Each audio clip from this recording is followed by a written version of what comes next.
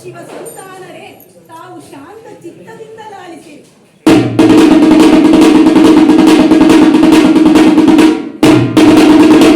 ನಾನು ಎಂದರೆ ಈ ಶರೀರ ಅಲ್ಲವೇ ಅಲ್ಲ.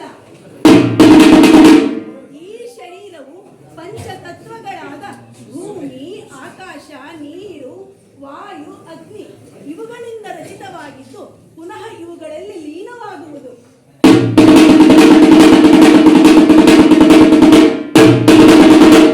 ಇದು ಮೂಳೆ ಮಾಂಸಗಳಿಂದ ಕೂಡಿದ ಅಸ್ಥಿಪಂಜರವಾಗಿದ್ದು ವಿನಾಶಿಯಾದ ಜಡ ವಸ್ತುವಾಗಿದೆ.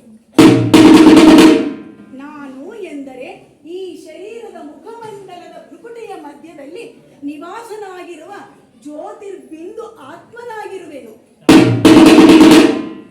ಶಾಂತಿ ಮತ್ತು ಪವಿತ್ರತೆ ಆತ್ಮನಾದ ನನ್ನ ಸ್ವಧರ್ಮವಾಗಿದೆ.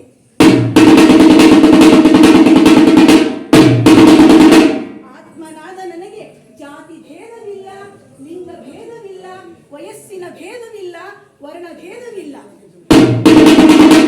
ಆತ್ಮನಾದ ನಾನು ಈ ಶರೀರ ರೂಪಿ ರಥದ ಸಾರಥಿಯಾಗಿರುವೆನು.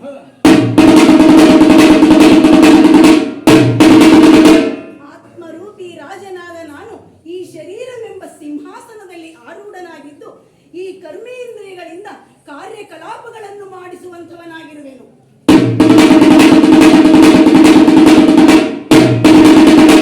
ಮನಸ್ಸು, ಬುದ್ಧಿ, ಸಂಸ್ಕಾರ ಎಂಬ 3 ಸೂಕ್ಷ್ಮ ಶಕ್ತಿಗಳನ್ನೊಳಗೊಂಡ ಆತ್ಮನಾದ ನಾನು ದಿವ್ಯ ಚೇತನ ಶಕ್ತಿಯಾಗಿರುವೆನು. ಆತ್ಮನಾದ ನನ್ನ ತಂದೆ ಜ್ಯೋತಿರ್ಲಿಂಗಂ ಪರಮಪಿತ ಶಿವ ಪರಮಾತ್ಮ ಆಗಿದ್ದಾರೆ.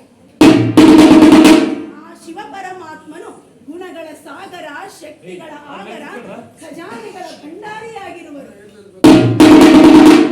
ಅಜ, ಅಜನ್ಮ, ಅಶರೀರಿ, ಅಯೋನಿಜ, ಅಕಾಯ, ಅವ್ಯಕ್ತ, ಅಭೋಕ್ತ, ನಿರಾಕಾರಿ, ನಿರ್ವಿಕಾರಿ, ನಿರಹಂಕಾರಿಯಾಗಿರುವರು.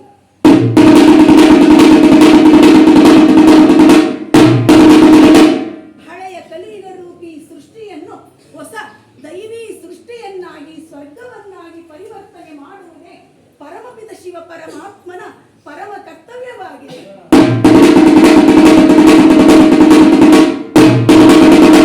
ಅವರಿಂದು ನಮ್ಮೆಲ್ಲ ಆತ್ಮಗಳ ಶೃಂಗಾರವನ್ನು ಮಾಡುತ್ತಿರುವರು.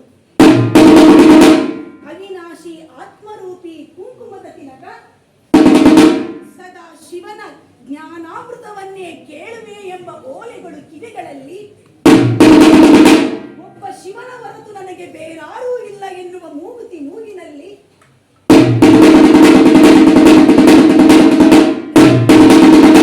ವಿಜಯದ ಹಾರ ಕೊರಳಲ್ಲಿ, ಪವಿತ್ರತೆಯ ಕಂಗನಗಳು ಕೈಗಳಲ್ಲಿ, ಗುಣಸಂಕಲ್ಪದ ನಡುಕಟ್ಟು ಸೊಂಟದಲ್ಲಿ, ಸದಾ ಖುಷಿಯಿಂದ ನರ್ತನ ಮಾಡುವ ಕಾಲ್ಗೆಜ್ಜೆಗಳು ಕಾಲ್ಗಳಲ್ಲಿ, ಸದಾ ಶಿವನ ಶ್ರೀಮತದ ಹೆಜ್ಜೆಯ ಮೇಲೆ ಹೆಜ್ಜೆಯ ನಿಡುವೆ ಎಂಬ ಕಾಲುಂಗುರಗಳು ಕಾಲ್ಗಳಲ್ಲಿ,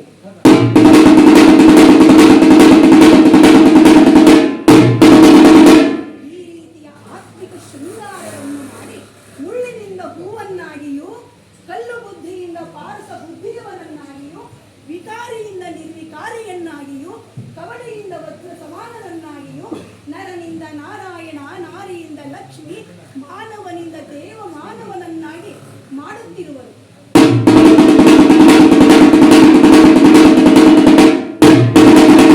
ಅಂತಹ ಶ್ರೇಷ್ಠಾತಿಶ್ರೇಷ್ಠ ಜಗದೇಕ ಒಡೆಯ, ಸರ್ವಜ್ಞ, ಸರ್ವೇಶ್ವರ, ಸರ್ವಶಕ್ತಿವಂತ ಆ ಶಿವನ ಆಜ್ಞೆಯು ದುಷ್ಟ ಶಿಕ್ಷಣೆ, ಶಿಷ್ಟ ಪರಿಪಾಲನೆ ಮಾಡಲು ಈ ಧರೆಗೆ ಅವತರಿಸಿದ ಪಂಚಗಣಾಧೀಶ್ವರರಲ್ಲಿ ಒಬ್ಬರಾದ ಶ್ರೀ ಗುರು ಕೊಟ್ಟೂರೇಶ ದೊರೆಯೇ